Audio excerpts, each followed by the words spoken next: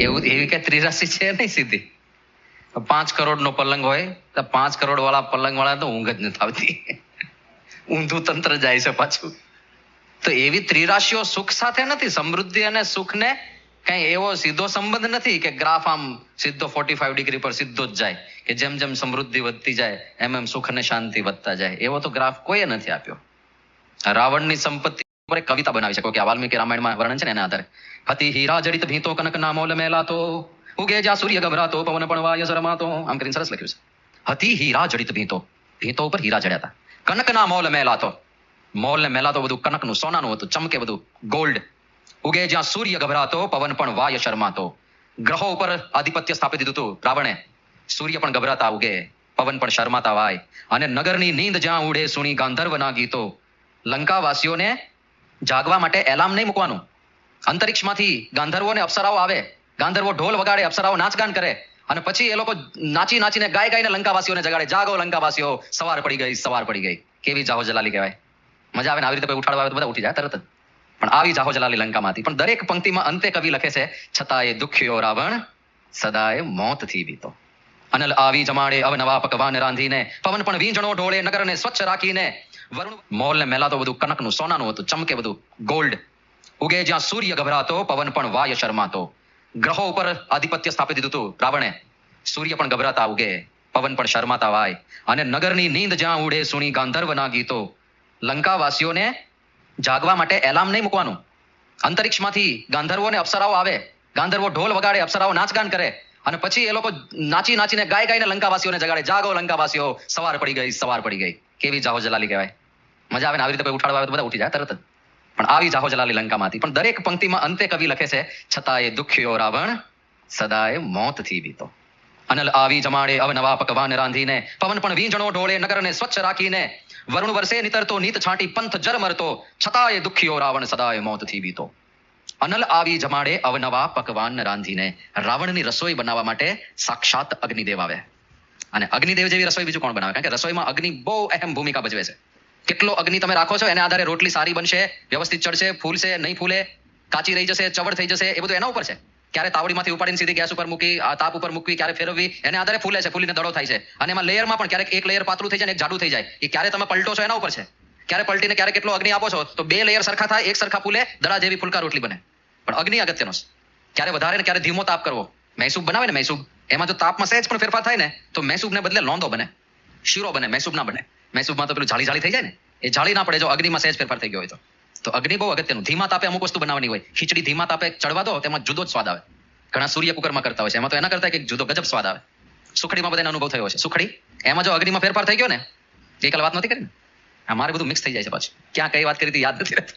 સુખડીમાં અગ્નિ બહુ અગત્યની છે. જો પ્રોપરલી તમે તાપ ટાઈમે બંધ ના કર્યો તો એ પથ્થરને શરમ આવે એવી થાય. એક વખત 3 વિદ્યાર્થીઓ ભેગા થયા, સુખડીની ચર્ચા નીકળી. એક છોકરો કે અમારે તો શિયાળા મમ્મી સુખડી બનાવે, અમે આખો દિવસ 2-3 દિવસ મોજથી ખાઈએ. એટલે કે બસ 2-3 દિવસ જ? મારી મમ્મી તો સુખડી બનાવે અમે મહિનો ખાઈએ. ત્રીજો કે મહિનો? અરે મારા મમ્મી સુખડી બનાવે 6 મહિના સુધી ચાલે. 6 મહિના સુધી આટલી બધી બનાવે છે? એટલી બધી ના હોય, એક થાળી ભરીને જ હોય. તો પછી 6 મહિના કેવી રીતે ચાલે? એટલી કડક હોય કે તૂટે તો ને. બધા મોઢામાં મમળાવીને પાછી બહાર કાઢીને મૂકી દે. પછી ભૂખ લાગે ને રહેવાય નહીં તો પાછી નાખે, પણ તૂટે તો નહીં, એટલે મમળાવીને પાછી મૂકી દે. તો 6 મહિના ચાલે જ ને. એકવાર કૂતરું એક ટુકડો ઉપાડીને જતું રહ્યું. 10 મિનિટ પછી એ પાછું મૂકી ગયું. અને એમાં પાછો કૂતરાનો એક દાંત હતો તૂટેલો, દાંત તોડી નાખે એવી સુખડી બને. જો અગ્નિ બરાબર ના હોય તો ક્યારે અગ્નિ બંધ કરવો. અનલ આવી જમાડે અવનવા પકવાન રાંધીને. સાક્ષાત અગ્નિદેવ જે રસોઈ બનાવે એમાં તો કેવો સ્વાદ હોય. પવન પણ વીંજણો ઢોળે નગરને સ્વચ્છ રાખીને. અને સાક્ષાત વાયુદેવ આવે રાવણને પવન નાખવા માટે. અને સાથે સાથે લંકાને સાફ રાખવા માટે કારીગરો નહીં રાખવાના, કામદારો નહીં રાખવાના.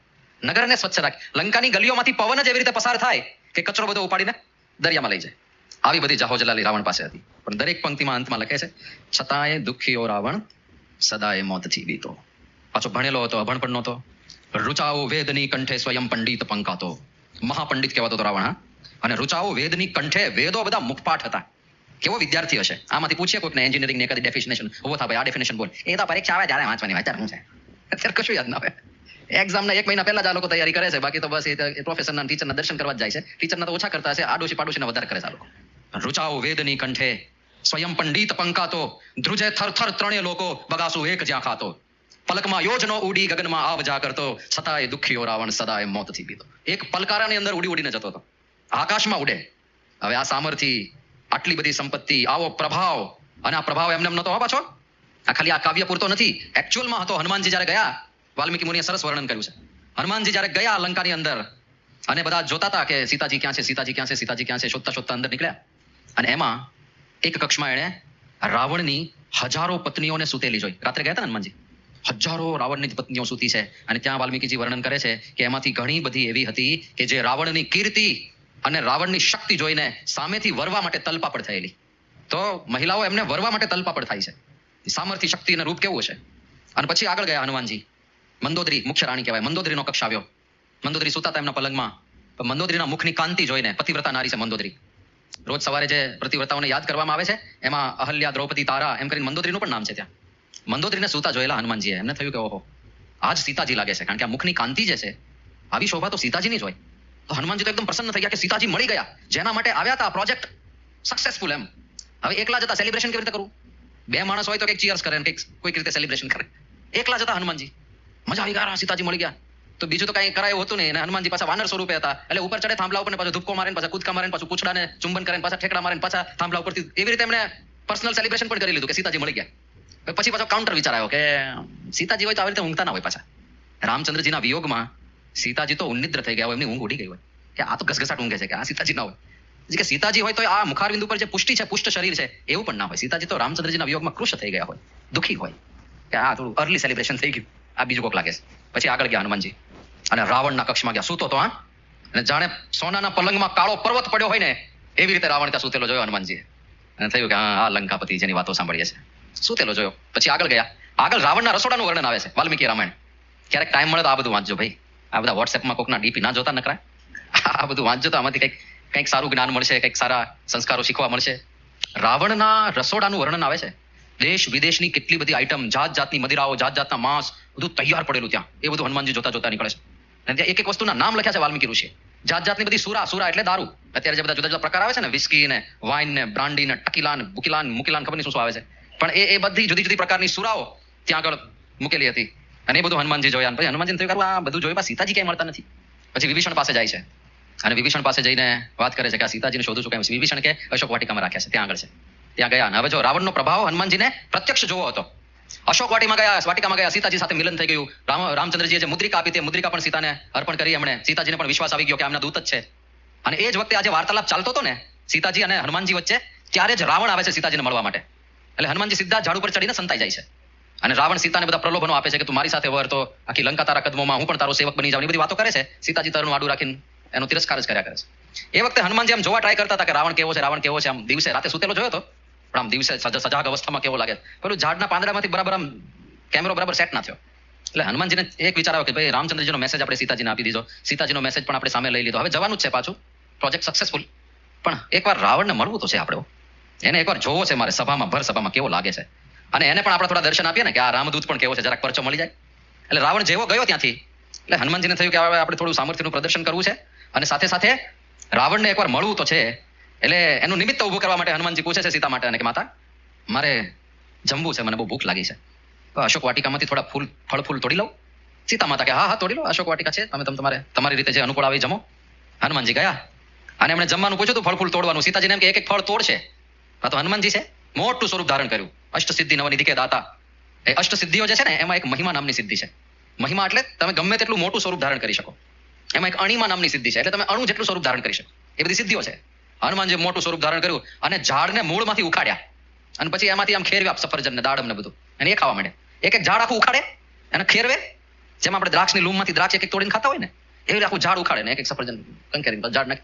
એમ કરતા કરતા આખી અશોક વાટિકાનો ખાત્મો બોલવા માંડે હનુમાનજી. બધા સૈનિકોને, રક્ષકો હતા, મૂક્યા હતા સિક્યોરિટી ગાર્ડ્સ રાવણે ત્યાં વાટિકામાં. એટલે આ કોણ છે ભાઈ, શું ચાલે છે? આ સમાચાર આપ્યા તાત્કાલિક કે કોઈ બહુ મોટો વાનર છે અને આખી અશોક વાટિકાનો નાશ કરવા માટે આવી ગયો છે. એટલે રાવણે સેનાઓ મોકલી કે ભાઈ આ સેનાઓ હુમલો કરો, રાવણનો શિકાર કરો જલ્દી, નહીં તો આપણે આખો બગીચો ખાલી કરી નાખશે. આ તો વારાફરતી 7 સેનાઓ આવે છે, હજારો સૈનિકોની. અને જે આપણે અંગ્રેજીમાં એક શબ્દ વપરાય છે, વન મેન આર્મી. એવું દુનિયામાં કોઈ હશે કે કેમ ખબર નહીં, પણ Hanumanji was actually one man army. એકલાએ આખી સેનાઓના સફાયા કર્યા. અને અમુક વાર તો ગદા નહોતી તો પેલા ઝાડ હતા ને, ઝાડ થડ સાથે પકડીને એનાથી જ બધા સૈનિકોને મારે. પેલો ક્રિકેટર સ્વીપ શોટ મારતો હોય ને, સીધા મારે જાય દરિયા ભેગા બધા રાક્ષસો. 7 સેનાપતિઓ, 7 એના મંત્રીઓ હતા ને, 7 મંત્રીઓના 7 પુત્રો આવ્યા હતા સેનાપતિ તરીકે, એ 7 મારી નાખ્યા. પછી રાવણે પોતાના પુત્રને મોકલ્યો, અક્ષકુમાર નામના એક પુત્ર હતા રાવણના, કે તું જ આવે, તું આ વાનરને પકડ. અક્ષકુમારને હનુમાનજીએ પૂરો કરી નાખ્યો. પછી રાવણને થયું કે આ કોઈ સાધારણ નહીં હોય, અક્ષકુમારની એનો વધ થઈ ગયો. એટલે પછી ઇન્દ્રજીતને કીધું કે તું તો ઇન્દ્રને જીતેલો છે, બ્રહ્માસ્ત્રનો પ્રયોગ કરી શકે છે, જા તું જા. અને ઇન્દ્રજીતે આવીને સીધો બ્રહ્માસ્ત્રનો પ્રયોગ કર્યો. હવે બ્રહ્માજીનું અસ્ત્ર છે એટલે હનુમાનજીને એનું સન્માન રાખવું પડે, એટલે બંધાઈ ગયા હનુમાનજી. હજુ બ્રહ્માજીએ જ હનુમાનજીને આશીર્વાદ આપેલા કે તને કોઈ પણ શસ્ત્ર એક ક્ષણ માટે જ બાંધી શકશે, પછી તરત મુક્ત થઈ જશે. તો હનુમાનજી બંધાયા તરત મુક્ત થઈ ગયા હતા, પણ એમને એક્ટિંગ કરી બંધાવાની. રાવણને જોવો તો પાછું, this is the only way. આવી જ રીતે રાવણ મળે છે ને. પછી તો બંદી બનાવીને હવે ખબર પડી કે આ તો રામચંદ્રજીના દૂત છે, દૂતનો વધ ના કરાય, અને એનો નિર્ણય પાછો રાજસભામાં જ લેવાનો હોય, એટલે રાજસભામાં હનુમાનજીને બાંધીને હાજર કરવામાં આવ્યા. અને હજુ રાવણની એન્ટ્રી નથી રાજસભામાં, અને હનુમાનજી વોઝ વેઇટિંગ કે હા હમણાં આવશે, હમણાં આવ્યો કાળમુખો, હમણાં આવશે, જોઈએ કેવો છે. અને રાવણ પ્રવેશ કરે છે સભાગારમાં, અને જેવી એની એન્ટ્રી થઈ, હનુમાનજીની નજર એના ઉપર પડી, અને પહેલો વિચાર જે હનુમાનજીમાં મનમાં આવે છે હું કહું છું, વાલ્મીકી ઋષિએ લખ્યું છે રામાયણમાં.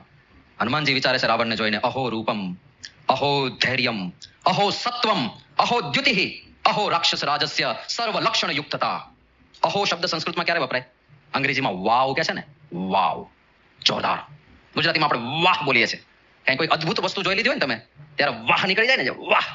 આમ યુવરાજસિંહે 6 બોલમાં 6 છગ્ગા માર્યા હોય તો આખું ભારત વાહ પોકારી ઉઠે ને, એના જેવું. તો રાવણને જોઈને પહેલો શબ્દ હનુમાનજીના મનમાં સ્ફુરે છે, અહો રૂપમ, વાહ, શું આનું રૂપ છે. રૂપવાન હતો રાવણ. એ તો સિરિયલમાં વિલનસ રોલ હોય ને, ગુંડાનો રોલ, એટલે થોડો કાળો ને થોડો કદરૂપો બધો દેખાડવો પડે. બાકી રૂપવાન. અહો રૂપમ, અહો ધૈર્યમ, શું આની ધીરજ છે, પેશન્સ કેટલું બધું છે. અહો સત્વમ, કેટલી ઉર્જા છે, કેટલો ઉર્જા સભર છે. અહો દ્યુતિઃ, એના મુખ પર પ્રકાશ ને કાંતિ કેટલા બધા છે. અહો રાક્ષસ રાજસ્ય સર્વ લક્ષણ યુક્તતા, એક રાજાની અંદર જેટલા પણ લક્ષણ હોવા ઘટે એ બધા રાવણની અંદર છે, ખાલી એક ભગવાન પ્રત્યેની ભક્તિ નથી. જો એ હોત ને તો આ સારામાં સારો રાજા બની ગયો હોત. તો એ વિચાર હનુમાનજી કરે છે. તો બધું જ હતું, રૂપ, સામર્થ્ય, ઐશ્વર્ય, ઉર્જા, કાંતિ, આવડત, બુદ્ધિ, જ્ઞાન, કોઈ ખોટ નથી. પણ નડ્યું શું? નાશાય સર્વ દોષાણામ બ્રહ્મસ્થિતે રવાપ્તયે, દોષને જીતી ના શક્યો. એક કામ દોષ, ખાલી કામના એની, એ એક આસક્તિ, એક વાસના, એક દોષ એવો હતો કે આ કોઈ વસ્તુ એને સુખ ના આપી શકી. ના સોનાની લંકાએ સુખ આપ્યું, ના હજારો પત્નીઓ સુખ આપી શકી, ના દોમદોમ સાહેબી, ના વાહ, ના લંકા. લંકા તો આઇલેન્ડ કહેવાય, લોકો આઇલેન્ડમાં ફરવા જતા હોય છે. ચારે બાજુ દરિયો, કેટલી બ્યુટી, કેટલી સુંદરતા.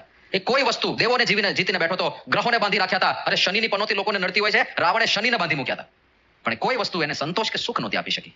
તો જ આવું હોય ને. અને એક દોષને લીધે, જુઓ, એક દોષને લીધે હોમ ડિલિવરી મૃત્યુ આવ્યું. એમેઝોનમાં બધું હોમ ડિલિવરી આવે છે. રાવણને મોત આવ્યું હોમ ડિલિવરી. રામ ભગવાન ઘરે આવીને મારી ગયા. શું નડ્યું? એક જ દોષ, કામ દોષ. તો જ્યાં સુધી દોષો છે ત્યાં સુધી ગમે તેટલી સંપત્તિ તમે કમાશો, દોષ તમને સુખ નહીં લેવા દે. એ સિદ્ધાંત વાત છે.